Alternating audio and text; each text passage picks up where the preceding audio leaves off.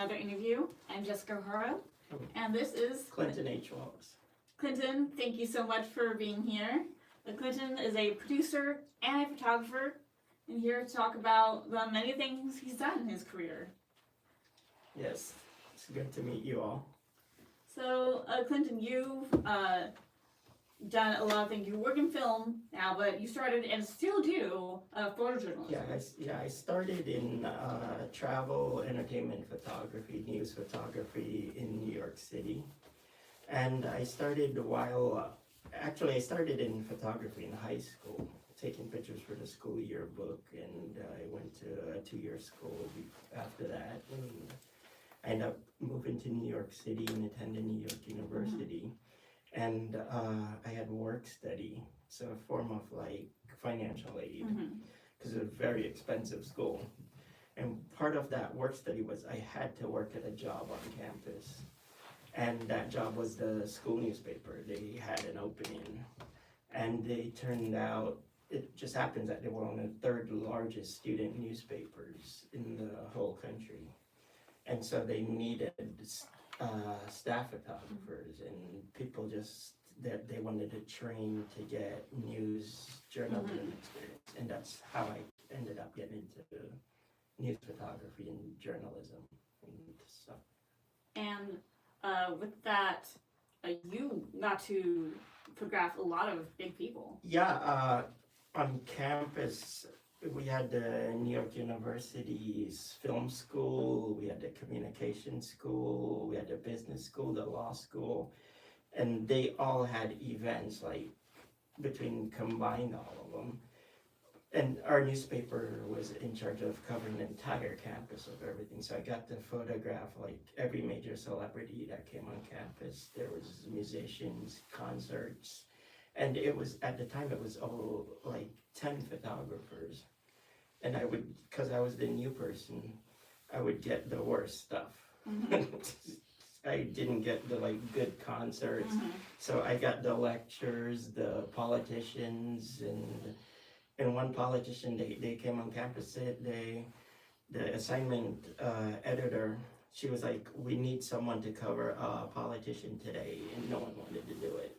So I got that assignment. I thought that was me getting another worse assignment, and it was Hillary Clinton. She was on campus that day, and I was the only one that was assigned to her. And the pictures got published outside of our campus, not just in the school. This was like while she was first lady. Yeah, when right? she was first lady. This was in the early 90s, like early 90s. And she was also a lawyer, which, I mean, back then I was a college student. I didn't know this stuff. And so she was a lawyer, and she was coming to the campus to speak to all the law students. And before they announced when I got picked who it was, they needed my ID, my driver's license, my social security number. And I was like, what is it? Why did you? So, I mean, I did. And so when I went to the assignment with the writer, we were like in a room with Hillary Clinton. So I ended up spending like 3 hours with her. We got like hundreds of pictures. And they got, like I said, they got published front page in our school campus newspaper, which was the third largest one. They went everywhere. So everyone knew me from the pictures, all my professors, everyone. And the pictures went outside of the campus. They got requested by the wire services, like the news wire services.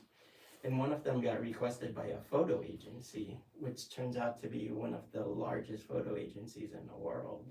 So I got interviewed by them a few months ago, and they invited me to be one of their photographers, which was a big deal for a college student.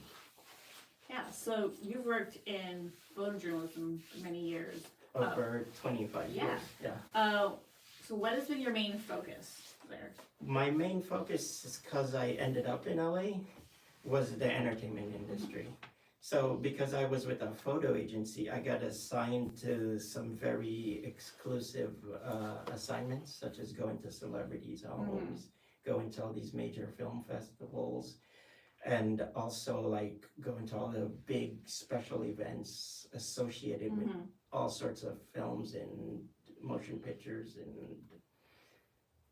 and it kind of transformed my life because this became like a day-to-day thing. Like every single day for like 10 years, I covered some of the most biggest.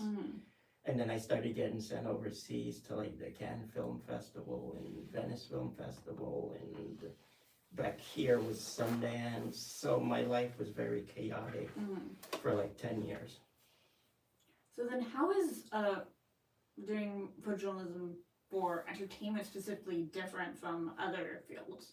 It's different because the entertainment industry, everything's curated, everything is orchestrated, everything is planned by a publicist or some kind of like handler.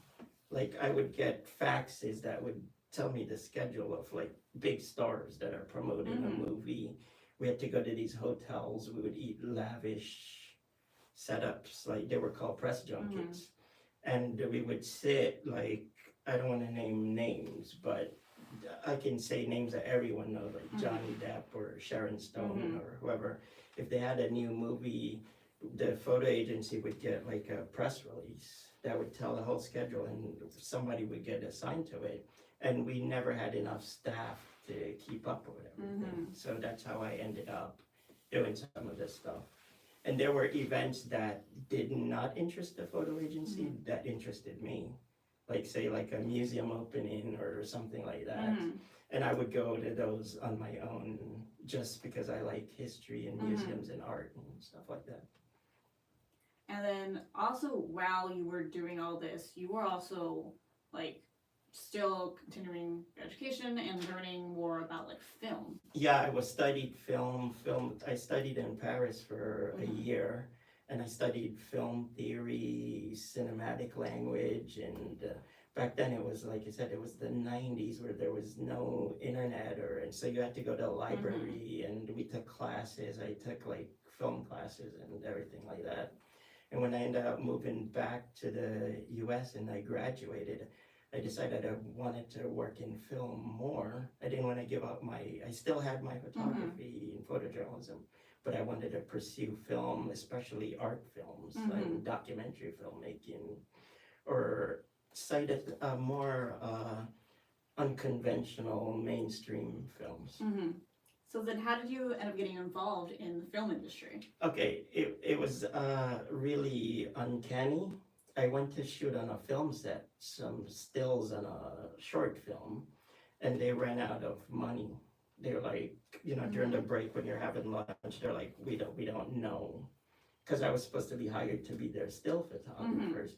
And so I got to talking with the producers and the directors, and I ended up getting them $1,000 to finish the film. So they invited me to be one of their executive producers. And then they said, we have a slew of other projects that we're working in. We would like to have you involved. And that's kind of how I got involved in my first project, the short film. So then, how you approach a film different than how you approach a photojournalism project? Well, a photojournalism project, it's reality. It's like, it could be like a fire, or it could be a disaster, or it could be like a school opening. But it's not, it's happening in real time. And when you go there, you have to sit with people, or you have to talk to the fireman, you have to do this, and which area to go, or but in film, it's all, like I mentioned before, it's all curated by a publicist that will arrange a photo shoot here, or they will drive you to a location, to a film set, and you're told exactly what's gonna happen, and it follows like chronology. In photojournalism, it's the opposite. It's not it's happening as you're there. Things are changing, whether you're in a car accident or wherever. It's raw and it's reality based, in your face, and you have to use your judgment and your intellect and your psychological training in how you deal with the situation. So tell us about the film projects that you've been involved in?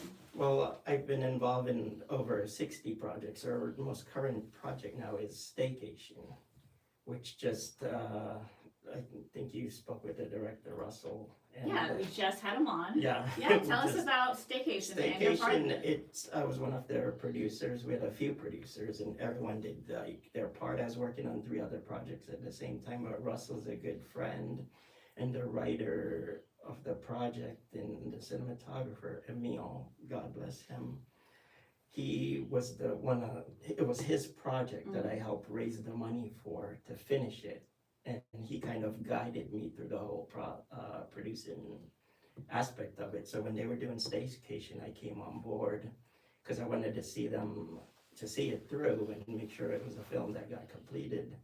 And it happened like during pandemic and after. It took a while for this film to make. So it was a process, very rigorous, finding executive producers, people to put up money, locations, talent to say yes. But I'm very proud of it because now that pandemic and everything is kind of subsided, we can concentrate on promoting it. And that's what we've been doing in it. I'm happy to say it's won a few awards and it garnered attention. And now we have distribution. That's great. So I'm very proud of that. What was it like to work with Russ? Russ, he's very like linear. He's an analyst. He's like a scientist. He looks over everything. He's very minute with detail. One thing I love about him is he's good with actors. He knows how to make an actor feel comfortable. He knows how to translate what he wants. And on Staycation, we had some pretty legendary people. We had a whole slew. And Russell just handled it like with finesse. What other projects have you been involved in? We finished a documentary in Jamaica about ethnic Jamaicans that came from Germany during the 18th century, and they lived in a small village. And we went there. My mom is ethnic Jamaican. And we interviewed the descendants, and we did it all ourselves. It was like completely grassroots project. And we completed the film, and it was very successful, and it's screened at over 200 universities all over the world.